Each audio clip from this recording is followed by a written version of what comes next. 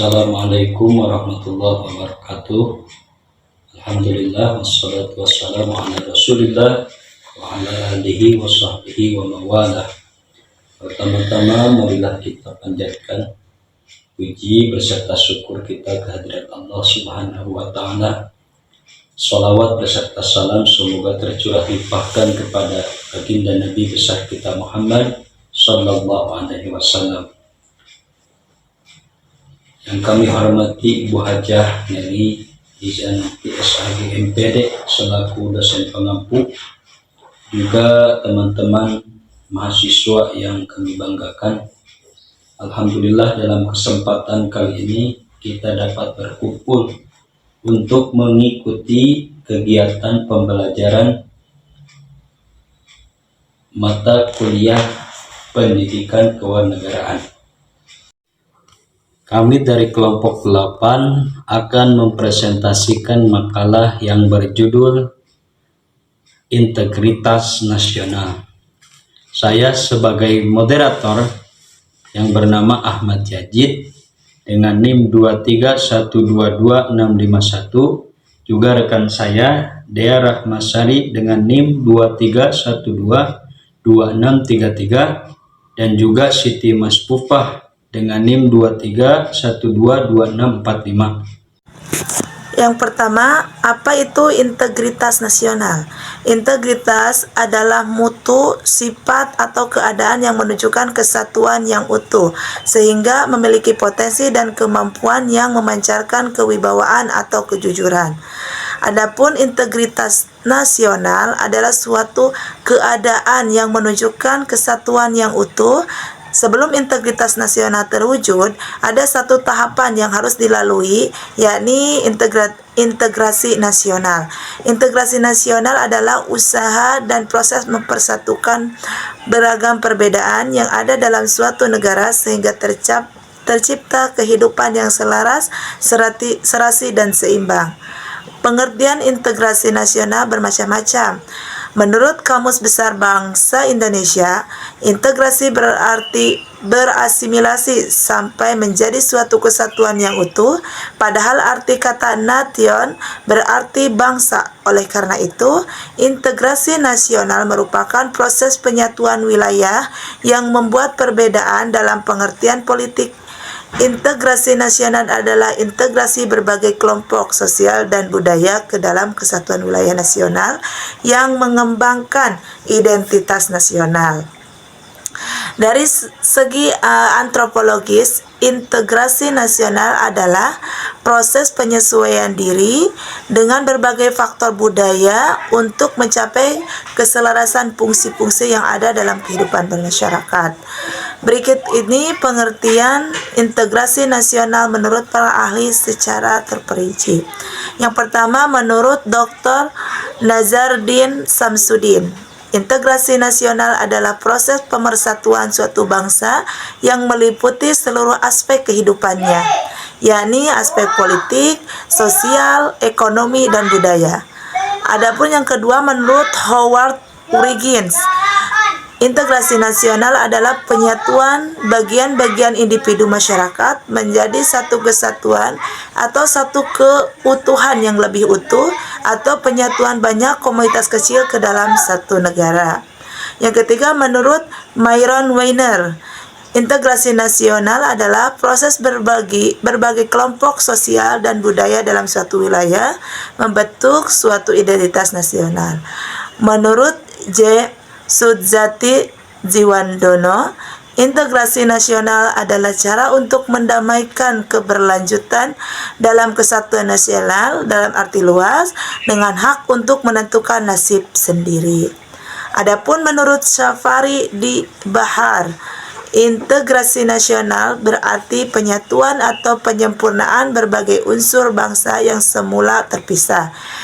Adapun ciri-ciri sikap integrasi, seorang yang memiliki integritas akan tercermin melalui perilaku atau tindakan atau sikapnya. Hal ini dapat diketahui melalui karakteristik atau ciri-ciri tertentu. Mengutip dari laman resmi Dijen Keuangan, ada beberapa ciri orang memiliki sikap integritas. Adapun ciri-cirinya, Orang berintegritas antara lain, orang berintegritas memiliki sikap jujur, tulus, dan dapat dipercaya. Orang yang memiliki integritas bertindak transparan, konsisten. Dan orang berintegritas menjaga martabat dan tidak melakukan hal-hal tercela. Orang yang memiliki integritas bertanggung jawab atas hasil kerja. Orang berintegritas memiliki sikap objektif. Integritas nasional dan pluralitas masyarakat Indonesia. Integritas nasional adalah suatu keadaan yang menunjukkan kesatuan yang utuh. Pluralisme juga dapat berarti kesediaan untuk menerima keberagaman atau pluralitas. Artinya untuk hidup secara toleran pada tatanan masyarakat yang berbeda suku, agama, golongan, adat, hingga pandangan hidup. Pluralisme mengimplikasikan pada tindakan yang bermuara pada pengakuan kebebasan beragama, kebebasan berpikir, atau kebebasan mencari informasi. Sehingga untuk mencapai pluralisme diperlukan adanya kematangan dari kepribadian seseorang atau sekelompok orang. Pluralitas masyarakat Indonesia, kenyataannya bahwa masyarakat Indonesia merupakan masyarakat pluralis atau masyarakat majemuk. Merupakan suatu hal yang sudah sama-sama dimengerti. Dengan meminjam istilah yang digunakan oleh Clifford Geertz, masyarakat majemuk adalah merupakan masyarakat yang terbagi-bagi ke dalam sub-subsistem yang kurang lebih berdiri sendiri-sendiri, dalam mana masing-masing subsistem terikat ke dalam oleh ikatan-ikatan yang bersifat primordial. Apa yang dikatakan sebagai ikatan primordial di sini adalah ikatan yang muncul dari perasaan yang lahir dari apa yang ada dalam kehidupan sosial, yang sebagian besar berasal dari hubungan keluarga, ikatan kesukuan tertentu, keanggotaan dalam keagamaan tertentu, budaya, bahasa tertentu, serta kebiasaan-kebiasaan tertentu, yang membawakan ikatan yang sangat kuat dalam kehidupan masyarakat. Struktur masyarakat Indonesia ditandai oleh dua cirinya yang unik. Secara horizontal, masyarakat Indonesia ditandai oleh kenyataan adanya kesatuan-kesatuan sosial berdasarkan perbedaan-perbedaan suku bangsa, perbedaan agama, adat, serta perbedaan-perbedaan kedaerahan.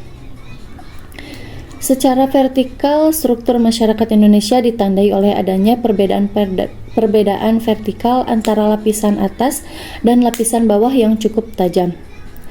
Dalam dimensi horizontal, kemajemukan masyarakat Indonesia dapat dilihat dari adanya berbagai macam suku bangsa, seperti suku bangsa Jawa, suku bangsa Sunda, suku bangsa Batak, suku bangsa Minangkabau, suku bangsa Dayak, dan masih banyak yang lainnya. Sebagai bangsa Indonesia, suku-suku bangsa ini biasanya dinamakan bangsa, seperti bangsa Melayu, bangsa Jawa, bangsa Bugis, dan sebagainya. Masing-masing suku bangsa memiliki wilayah kediaman sendiri, daerah tempat kediaman nenek moyang suku bangsa yang bersangkutan, yang pada umumnya dinyatakan melalui mitos yang meriwayatkan asal-usul suku bangsa yang bersangkutan.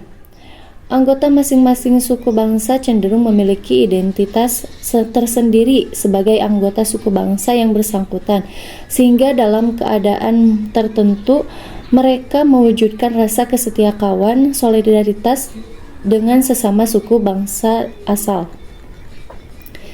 Setiap suku bangsa yang ada di Indonesia masing-masing memiliki adat, istiadat, budaya, dan bahasanya yang berbeda satu sama lain, yang sekarang dikenal sebagai adat istiadat, budaya, dan bahasa daerah.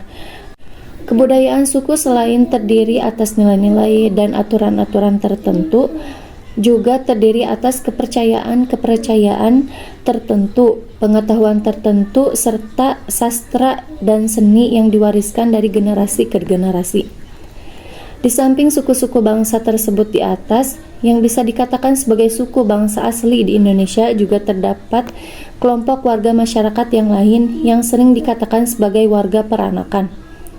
Mereka itu seperti warga peranakan Cina, peranakan Arab, dan peranakan India. Kelompok warga masyarakat tersebut juga memiliki kebudayaannya sendiri yang tidak mesti sama dengan budaya suku-suku asli Indonesia. sehingga muncul budaya orang-orang Cina, budaya orang-orang Arab, budaya orang-orang India, dan lain-lain.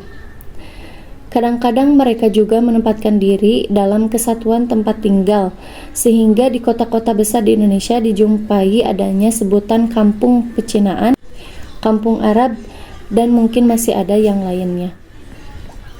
Kemajemukan lainnya dalam masyarakat Indonesia ditampilkan dalam wujud keberagaman agama.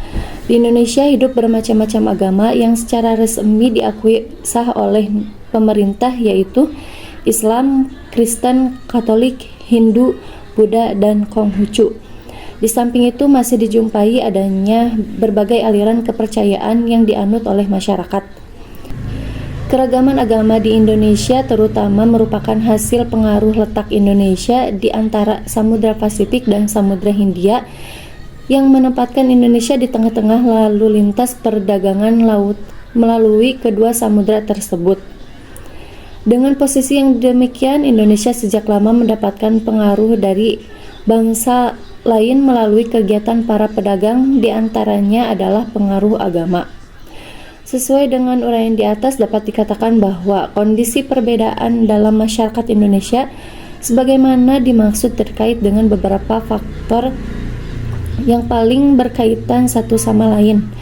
Faktor-faktor tersebut secara garis besar meliputi faktor historis, faktor ekologis, dan faktor perubahan sosial budaya.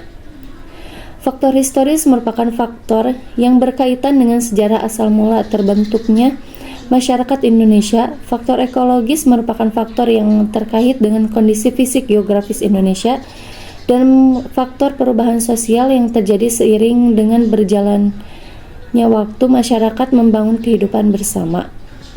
Strategi integrasi nasional yaitu ada 3. Yang pertama asimilasi, yang kedua akulturasi, yang ketiga plurasi.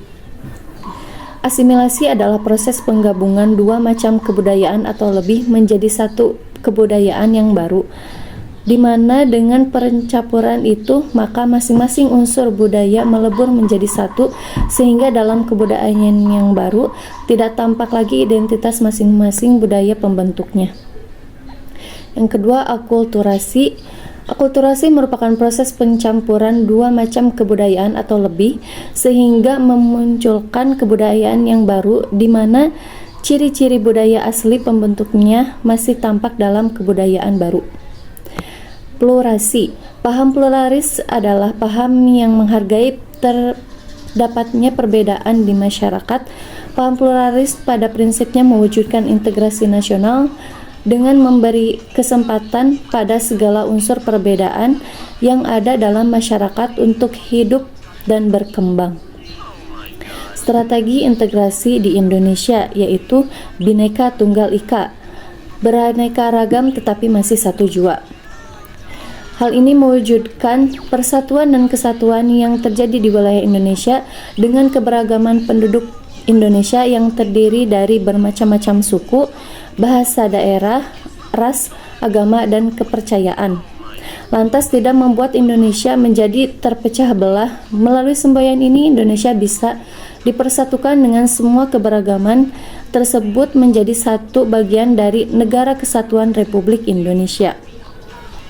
Masyarakat Indonesia sendiri juga harus turut serta mendukung pelaksanaan strategi-strategi kebijakan yang diterapkan guna menciptakan integrasi nasional ini.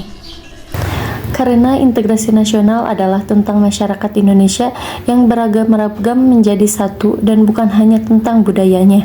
Masyarakat harus bisa turut serta mendorong integrasi ini terjadi.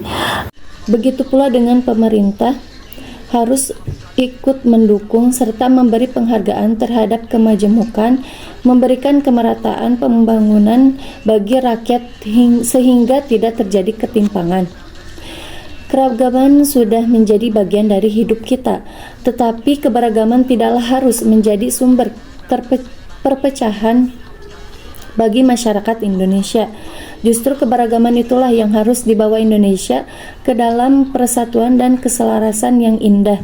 Dengan keberagaman ini dapat membawa Indonesia untuk mencapai integrasi nasional.